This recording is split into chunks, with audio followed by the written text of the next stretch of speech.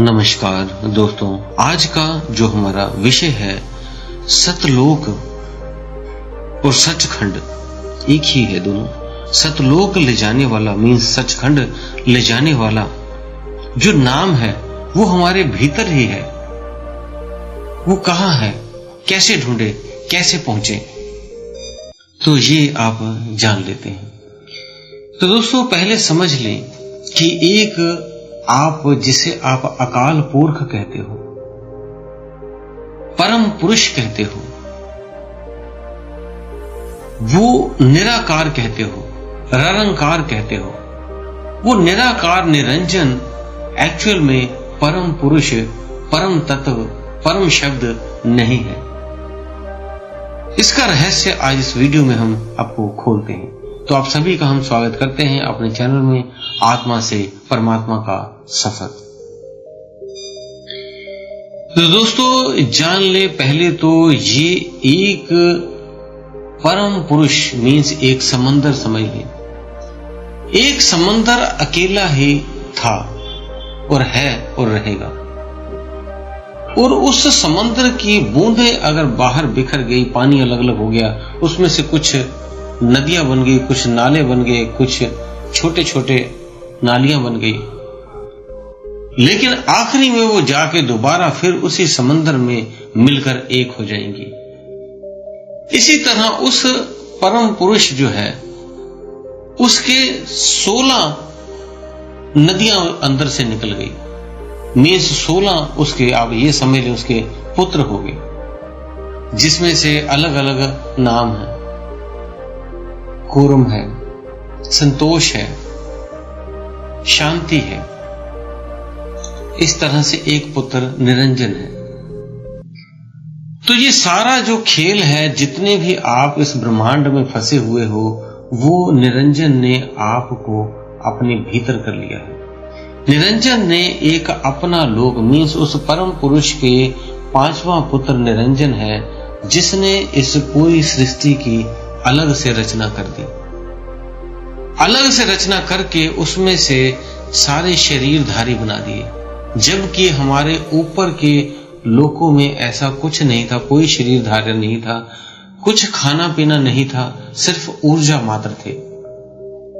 लेकिन यहाँ पे उस ऊर्जा को कैद करने के लिए निरंजन ने एक एक शरीर की रचना कर दी है। आप देखते हो प्रत्येक व्यक्ति, प्रत्येक जानवर इस सृष्टि में फंसा हुआ है। कोई भी यहाँ पे सुखी नहीं है। प्रत्येक जीव जंतु खाने की तलाश में एक दूसरे को मार रहे हैं, काट रहे हैं, खा रहे हैं। ऐसे ही जो व्यक्ति हैं, कोई सुखी नहीं है। यहाँ पे कोई शरीर से दुखी है, बीमार है, किसी शरीर का अंग उसका कोई ना कोई बीमारी से ग्रसित है, कोई अपने पुत्र से पीड़ित है, कोई पत्नी से पीड़ित है, कोई बच्चों से पीड़ित है, कोई सास से, कोई ससुर से। ऐसे हर व्यक्ति किसी न किसी दूसरे की वजह से दुखी है। सुख ढूंढता रहता है रोज व्यक्ति कि ये ले लूं, वो ले लूं, ये सुख सुविधाएं ले लूं, खुशी मिल जाए। वो आनंद को ढूंढता रहता है, जबकि आनंद तो उसे तब मिलेगा जब वो अपने परम धाम लौट जाएगा, उस परम पुरुष में मिल जाएगा। लेकिन उसमें आप कभी ना पहुंचो, इसके लिए जो निराकार है, निरंजन है, इसने एक ऐसा सृष्टि की रचना कर दी है, एक ऐसा जाल बनाया है, ऐसा एक पिंजड़ा बनाया है, जिसमें सभी को कैद कर लिया है। सभी आत्माएं उसमें कैद हैं, और इसने एक कर्म जाल की थ्योरी बना दी है कि जो कर्म निहित हो जाएगा वह उस धाम को, परम धाम को लौट सकता है, अन्यथा वो इसी चक्र में फंसा रहेगा और किसी न किसी कर्म बंधन में वो बांध देता है। क्योंकि ये जो सृष्टि की रचना है उस निराकार ने की है, वो आदि शक्ति के साथ मिलकर की है। आदि शक्ति एक स्त्री आप समझ लें, और निराकार निरंजन जो है वो एक पुरुष तत्व है। इन दोनों ने मिलकर, पूरे दोनों ऊर्जाओं ने मिलकर ये पूरे सृष्टि की रचना की है, और हर ऊर्जा को किसी न किसी चोले में कैद कर दिया है। किसी को गाय में कैद कर दिया, किसी को मछली में डाल दिया, किसी को मकड़ी में डाल दिया, किसी को छिपकली में डाल दिया, किसी को आदमी के उसमें डाल दिया। तो सभी अलग अलग ये जो अपने हैं जीव जंतु पशु पक्षी उनमें कैद कर दिया और साथ में कर्म बंधन का लेखा जोड़ दिया। तो जब हम कभी भी पूजा पाठ करते हैं तो जाने अनजाने में हम उसी की पूजा करते हैं जो ये निराकार है। निराकार ने ही 3 देवी देवताओं की भी रचना की, ब्रह्मा विष्णु महेश की। हम इन्हीं की पूजा करते हैं या इनसे नीचे जितने भी देवी देवता हैं उनकी पूजा करते हैं। अगर आप इसको विस्तार में भी जानना चाहते हैं तो आप जो है कबीर सागर में भी ये चीजें आप पढ़ सकते हैं, प्रत्यक्ष वहां पे लिखी हुई हैं और ये हजारों साल पुरानी जो किताबें हैं वो आप देख सकते हो।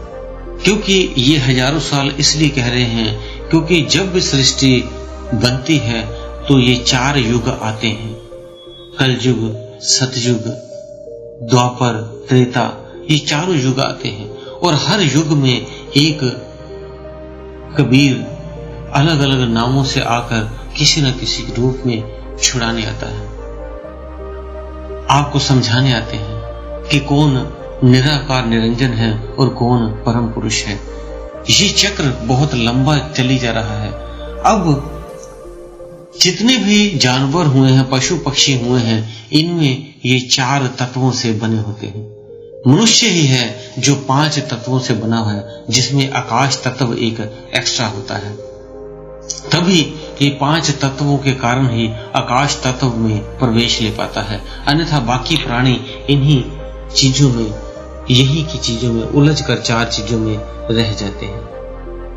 विश सिर्फ इस आकाश तत्व में जाने का अधिकार इस पुरुष जो है मनुष्य को है, क्योंकि यही एक बार ऐसा चोला मिलता है जिससे वो वापस इस निरंजन की कैद से, निराकार की कैद से निकलकर उस परम पुरुष तक जा सकता है।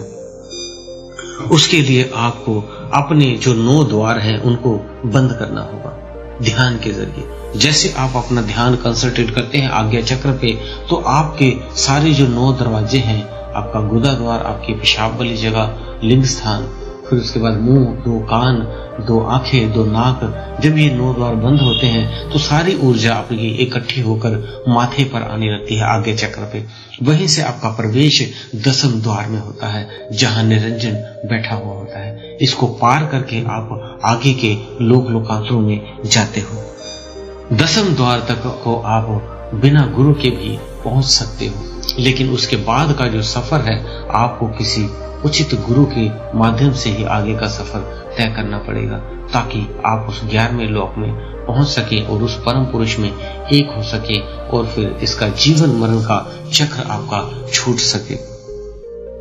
तो दोस्तों, आपको जो एक ये चीज बताई गई है, इससे आप जब आप पार करोगे, 10वें द्वार को पार करोगे, सभी लोग यही कहते हैं जब 10वें द्वार पार किया तो भंवर गुफा के बाद सत्य लोक आ जाता है, सचखंड आ जाता है। लेकिन नहीं, वो निराकार निरंजन का ही एक भ्रमित लोक है, निरंजन लोक है।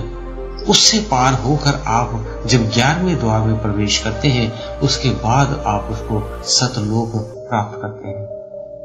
सतलोक में प्रवेश करने के लिए आपको 7 चक्रों को, 7 लोकों को पार करना होता है और वो सिर्फ एक गुरु के द्वारा ही आप उस रास्ते को पार कर पाओगे। 10वें द्वार तक आप स्वतः ही पहुंच सकते हो, अपनी कोशिश से भी पहुंच सकते हो।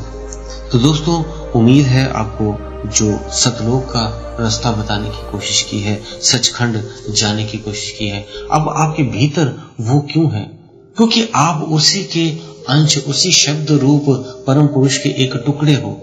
एक जैसे एक पानी आपने लिया और बिखेर दिया आसमान की तरफ, छोटी छोटी बूंदें बन के नीचे गिरेंगी, ऐसे ही आप भी उस परम पुरुष के शब्द से बिखरे हुए एक छोटे से मोती हो जो आकर इस शरीर में कैद हो। आप भी वो उसी का, जब ये एक्टिवेट हो जाती है, ये ऊर्जा एनर्जी एक्टिवेट हो जाती है, तब ये अपने आप सतलोक जाने के लिए प्रेरित हो जाती है। ये उसी का अंश है, उसी में मिलेगा। जल्दी मिलना चाहते हो तो मेडिटेशन, ध्यान साधना करें और इस दुखों से, जो ये जीवन दुख भरा है, इससे बाहर आए और उससे एक हो जाए, क्योंकि आप आनंद में हो।